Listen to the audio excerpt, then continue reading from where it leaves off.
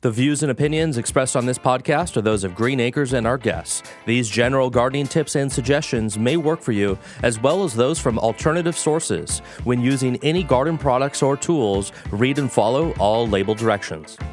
And learn how to make your yard summer strong at bewatersmart.info.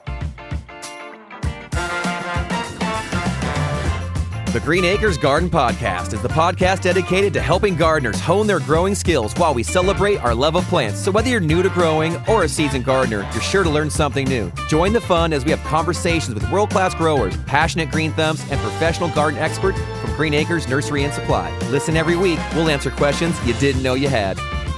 If you've ever called your plants your babies, you might be a green thumb. If you've ever raced home first thing from when you got home from a vacation, the first thing you check is your garden, you might be a green thumb. Welcome to the show, all you beautiful green thumbs and gardeners out there. My name is Kevin Jordan, your host of the Green Acres Garden Podcast, a lover of leaves and a planter of seeds.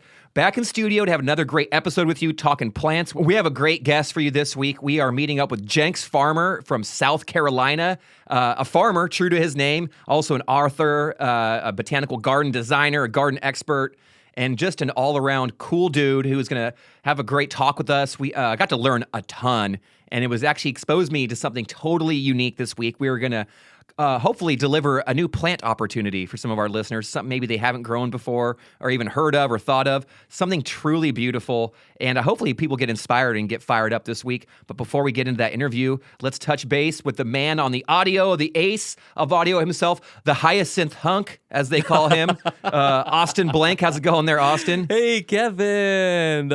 Thank you for that. That's a good one. I like that intro. Thank you so much. And welcome back to all of our listeners. Welcome back to the show. So, before we dive into all the cool things we have on this episode, I have a special treat, a little surprise for you, Kevin. Ooh, I like surprises. From producer Greg. He sent me a special treat that we're going to explore today. A little nervous. So don't be nervous. Nothing to be nervous about.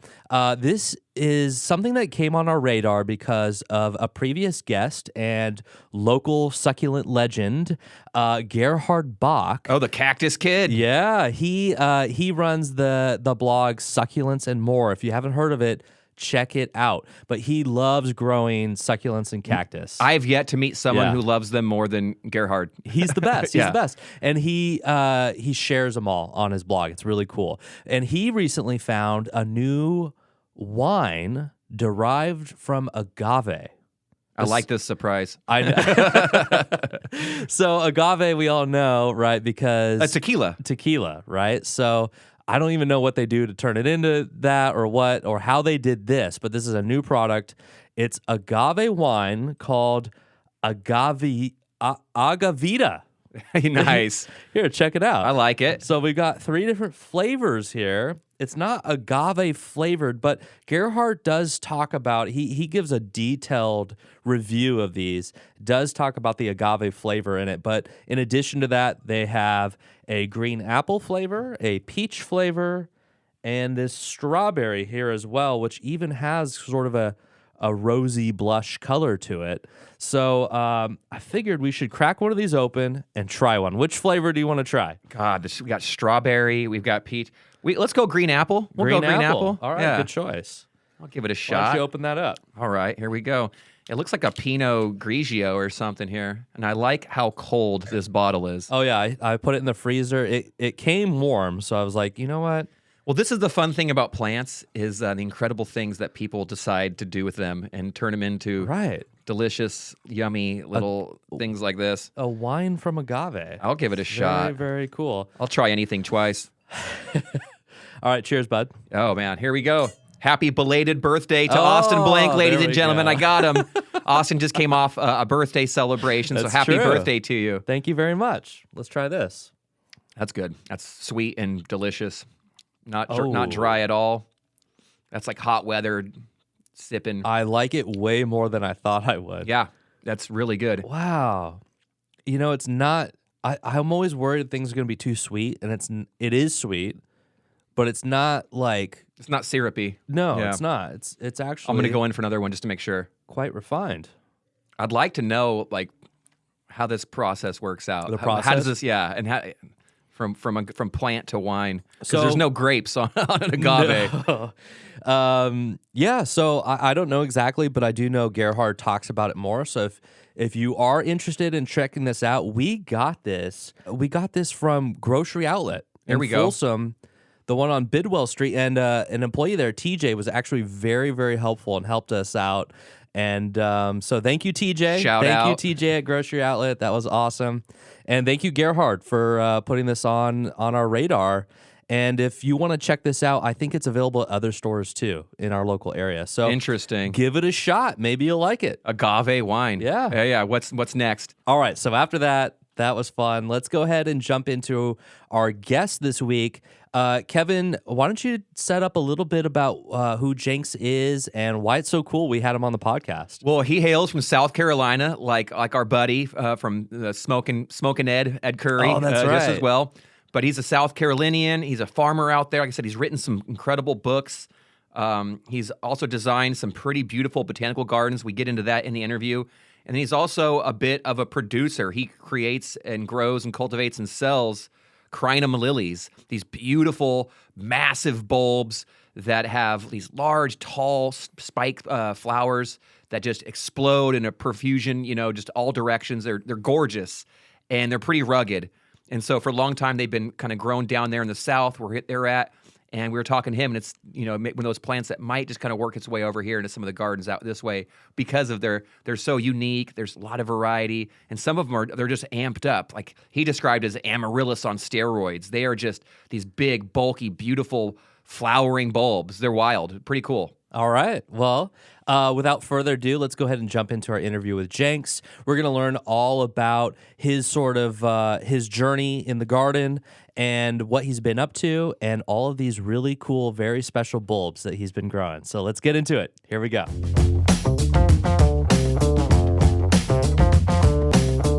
I am a horticulturalist in South Carolina. My full name is Augustus Jenkins Farmer III. Like a lot of kids with crazy big Southern names and Southern families, I ran away from here as far as I could go. I ended up in Seattle and did graduate school in Seattle, where I fell in love with the plants in the Northwest and the whole idea that gardens could teach people and bring people together. Today, my husband and I are back in South Carolina and on the farm right where I grew up. Incredible. Last place in the world I thought I would be. And we run an organic nursery. It's an in-ground nursery, and we specialize in giant bulbs. So, Jenks, it was brought to my attention by our producer that you have a bit of a background in working and designing botanical gardens. Personally, I love botanical gardens. I find so much peace and inspiration there whenever I go to one. So can you tell us a little bit about your experiences working and designing botanical gardens? Kevin, South Carolina is a very poor state. When I started in college on this path, my advisor said, you're going to have to leave this state if you want to work in botanical gardens. And she was absolutely right. And I was absolutely thrilled to hear that. I wanted to come to California or somewhere with bright lights and big cities. But I got this very unexpected and unusual opportunity to be a part of the team that built and laid out the vision for the first botanical garden to be built in the capital city in 200 years. And I worked with them for 10 years. That was called the Riverbanks Zoo and Botanical Garden. I'm really happy to say right now it has over 1 million people a year. I'm going to make a little aside here because I think people are fascinated to learn that as a garden designer, I'm red-green colorblind. But interesting. I think that makes my gardens a lot more interesting because I look at form and texture and things like fruit a lot more than I do colors of flowers. Well, that's fascinating, Jenks. So how does that affect your design process? Like, what really are the elements of design, and how do you know what you're looking at when you have this ability, I guess, in a way, to see colors in a different way. I've done it long enough that I can like tell when something's supposed to be red. I don't know if that probably doesn't make sense to somebody who doesn't see the way I see. Because you know what red is to you. Yeah, exactly. But I think it really does impact how much texture I use, and it impacts something that I learned a long time ago. If I could take a picture of a garden and process it in black and white, and that garden looks good in a black and white photo, then I think that's a great garden. I love that. And so you're talking about, when you say texture, you're talking about the contrast of different foliage and different different plant structures where they maybe where you kind of feel like you can reach out and just touch them, and they have a certain feel to them. I tend to use a lot of contrast and textures. I love it. So let's fast forward to now. You've built the botanical gardens. You worked at them for over a decade, several of them. But now you're doing something a little different. Can you tell us about your current farm situation and what you're growing right now? Our garden or our farm looks like a traditional row crop farm, a small farm. We only have an acre in cultivation. So if you imagine where it's some typical farmer may have an acre of tomatoes and things like that in rows, we are lucky to have rows of flowers. So we started working with this plant called crinum, and this is the genus. Crinums are the biggest bulbs in the world, and they have they're like an amaryllis on steroids, like that thing you get at Christmas in a pot. Oh yeah, amaryllis will get up 2 feet tall. Yeah, that little flower spike just shoots right up. But crinums will do that too, but growing in the ground, that flower spike will get up to 5.5 feet tall. Wow. And they have those strap-like leaves that kind of come out. Right. I think they're a monocot. It's a monocot. Big bulbs. So we have rows and rows of them. We ship full-size flowering bulbs, and we do all mail order. We're an organic nursery. We dry everything on site, and we have a woman who's worked with us for many years who is our shipping lady. She packs everything up and takes it down to our tiny little post office. And we ship crinums all across the U.S. We're certified to go into every state. Well, no, sorry to cut you off, but we're in Zone 9B. Can we grow a crinum lily here in Sacramento? Yeah, you can definitely grow crinum lilies. Y'all have you're home to one of the most important men in the crinum lily history. Really? Yeah, his name was Les Hannibal. And Les and I were actually pen pals. I was 27 and he was 90. Nice. Yeah, it was awesome. He would send me plants and letters, and he typed everything out. He was the kind of guy who typed everything, and if he made a spelling mistake, he whited it out and backed his typewriter up to fix it. So Les wrote the book, the first book on crinums, and he had an amazing collection right there in I think it was called Fair Oaks. Is that a part of Sacramento? Yeah, that's right where I live. He was an amazing plantsman and had many more interests than crinums, but he's really responsible for promoting crinums and evaluating crinums. I still have some of his plants. There's one of his crinums is called Crinum Sacramento. He named it. Oh, there we go. And it's part of a group of crinums that are from Namibia. So let me give you a little history on the ecology of crinums.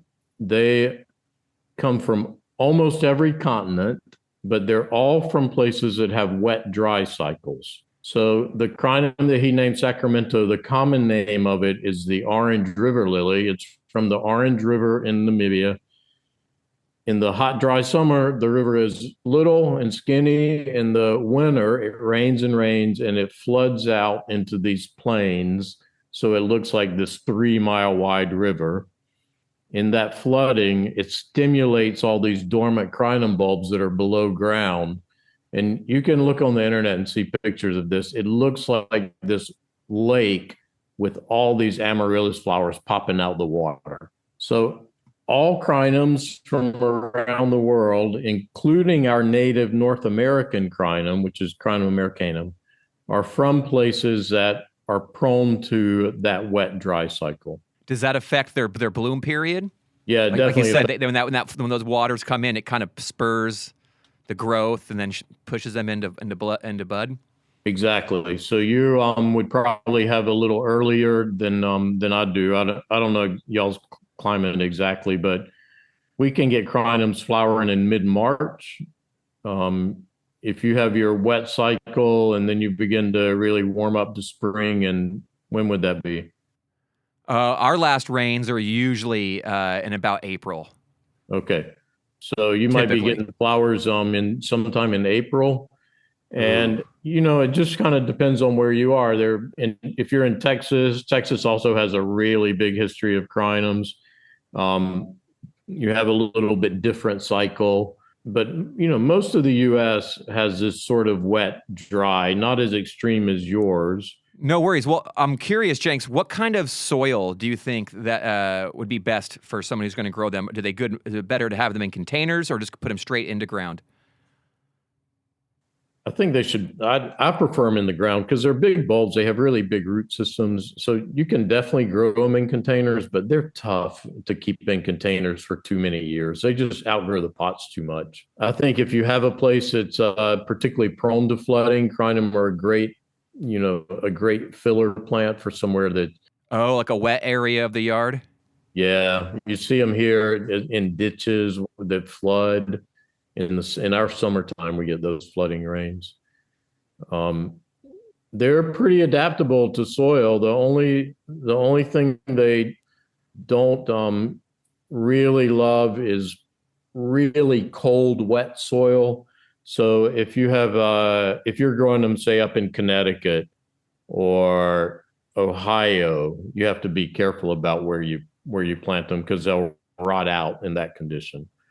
But I doubt Sacramento and most of California gets cold enough to worry about that. Thankfully not, well, at least where we're at.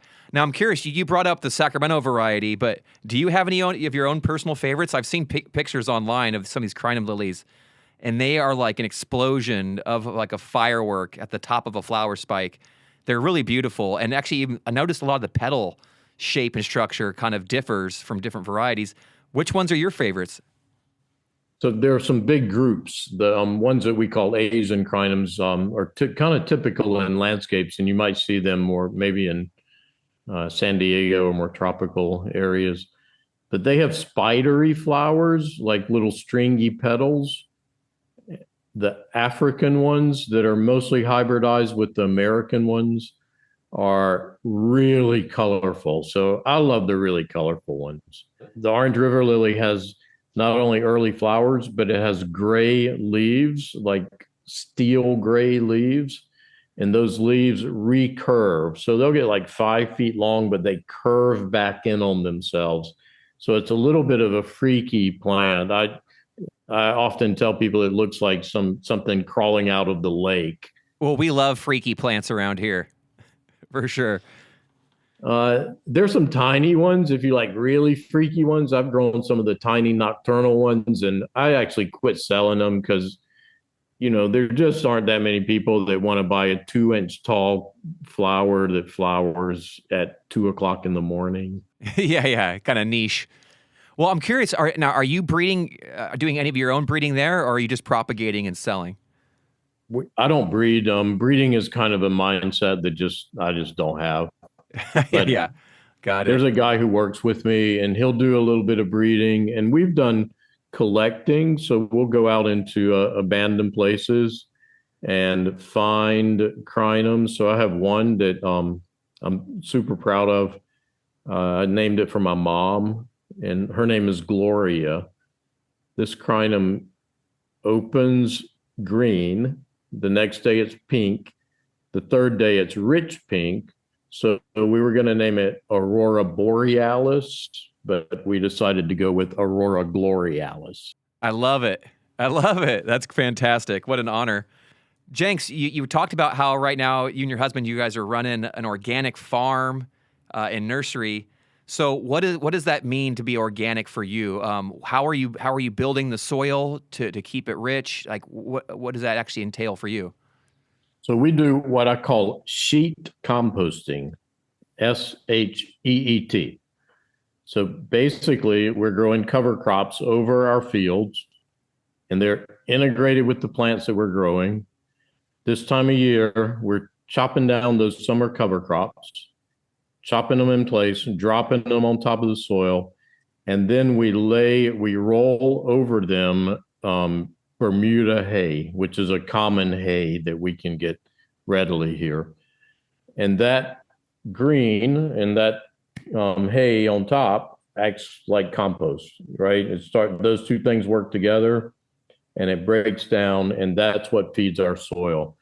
We hadn't bought synthetic fertilizer in probably 18 years. That's basically our system. We're really lucky that Crinums don't have many pests, so we don't have to deal with pests. Now, I got to follow up with you, Jenks. You also mentioned that you guys do a bit of no-till, and I think you might have just described it a little bit, but for some of our listeners, can you maybe kind of define, like, what is no-till gardening and what does that actually mean? So we're completely no-till, but when you say completely no-till, that doesn't mean that you never break the soil, right? Of course you have to break the soil to get seed in, and we're growing bulbs that are 18 inches long and 3 pounds a piece. So that's a monster. It's a big baby. We have to break the soil to get our bulbs in the ground, right? But we're doing that with a shovel, and we're doing that in targeted areas, so only in the row that we're planting. So that's what no-till means for me. Otherwise, we never bring a tractor through. We never turn the soil like you might see in big ag fields. In fact, you never see the surface of our soil because it's either covered with a cover crop or covered with hay. And I'll tell you what, Kevin, I am next to a conventional farm that grows soybeans, peanuts, and corn. And in the 40 years, I guess, this place has been no-till, and that place has been conventional till. They have lost, this is totally measurable, 9 inches of soil. That's incredible. I mean, you literally, for me to go talk to my neighbor, I have to step down. 9 inches is bigger than a typical step on a deck or in a building, right? Oh, yeah. So it sounds like what you're doing is not only just benefiting the health of the soil, but just the existence of the soil. Yeah, and we do it very, what I'd say, very pure, and we make a big deal out of it because we want our visitors to be able to look and say, hey, look, this is pretty, this is feeding their family, and this is all no-till, and it works. So we do tours and lunches and little symposiums. So we have about 3,000 people a year come to our farm for those kind of things. If we have listeners that get inspired by you or are curious to learn more, where can we direct them to find more about you? So I have a website. It's my name, jenksfarmer.com.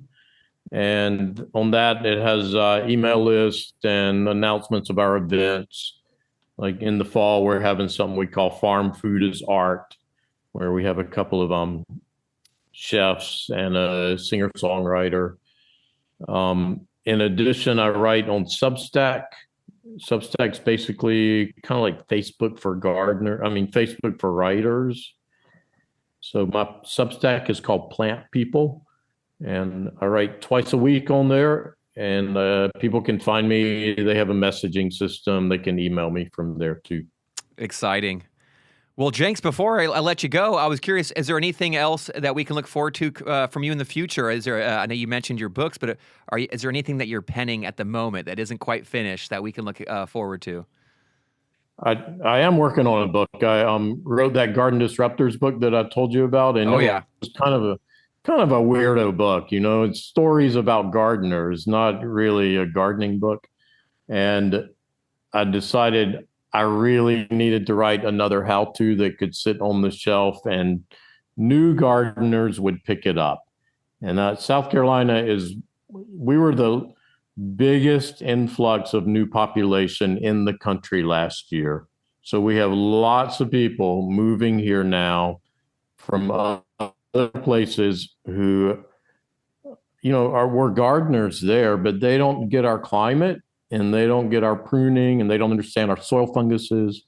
So I'm writing this book that's sort of the tips for new gardeners. Love it. Yeah. So it'll be fun. It'll be a basic encyclopedia, but I'm pretty opinionated and I have good stories to tell, and it's going to be infused with those too. We'll be looking forward to it. Well, that about wraps it up for today's interview with Jenks. Jenks, thank you so much for being here. I truly appreciate it. Thanks, Kevin. That was lots of fun. All right, we are back from our interview with Jenks. I want to thank Jenks again. Thank you so much for joining us on the show. It was really nice to meet you and to hear your story. And I'm just so pumped now about this crinum, this bulb. I of course know about bulbs, but I didn't know specifically about crinums. It's a beast of a bulb. It's a really big one. That's so awesome. And there's this picture online that actually Jenks sent it to me of him with his husband and his mom. Because he named that one bulb after his mom, and she's holding them. It's such a great photo. But I'm really excited about this crinum that's named after Sacramento. That was a cool touch. I love that. Hearing one of his mentors was out here, wrote one of the first books on crinums, and actually we got one named after us. Pretty cool. Love it. Have you grown crinums, Kevin? I have not, but I am a fan of bulbs in general. I think we're going to have to get more into that just because that's this time of year. Even driving here to your place, I noticed there's a roundabout right near your home. Yeah. It's packed full of bulbs right now. Oh, yeah. And they kind of reminded me of crinums in a way, where they're big flower spikes, profusion of pink blossoms kind of shooting off in all directions. Very similar, but maybe just not as grand. So I'm kind of liking the crinums, amaryllis, all these bulbs. I mean, they're beautiful.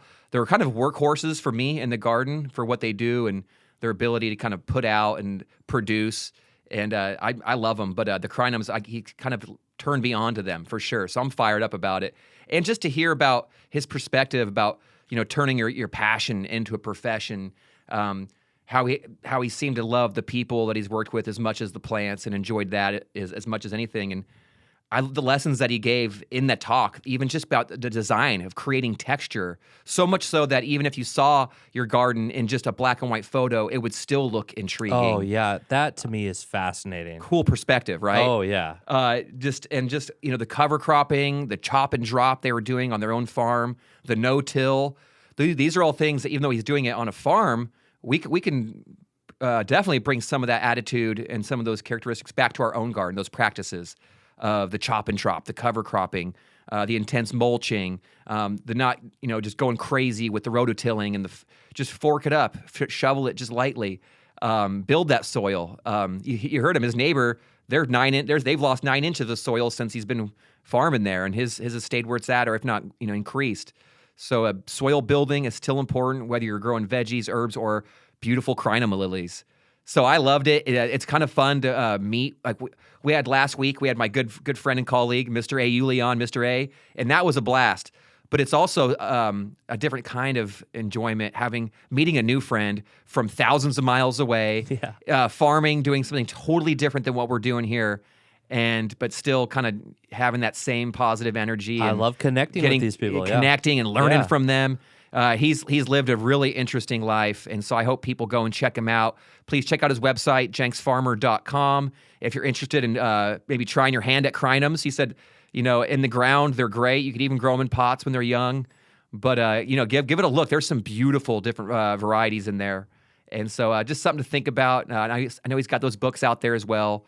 So please, please look into them if you're curious about it. But very thankful that he gave us some time because it's fun to learn from these people. Absolutely. Big thank you, Jenks Farmer. I'm going to include links to his website in the episode description, so look for that there and check him out. Give him a look. And one final note before we close out the show, I just want to warn you guys, if you guys listen to the show every week, Thank you. And thank you for coming back and becoming part of our garden friends here on the show. I just want to warn you that next week we're going to change our release day from Friday to Tuesday. So don't fear when there's a little bit of a gap. You know, there's going to be a Friday next week where there's not a show, but just hang tight. It'll come out in a few days after that. So look out for that, as well as some more changes to the show as we push forward here in the near future. I'm going to try rolling out some new stuff. So look for that. Kevin, go ahead and take us out. Exciting stuff. You know, I don't know if it's the agave wine, the great conversation with Jenks, or just another amazing edit from Austin, but I'm feeling pretty good.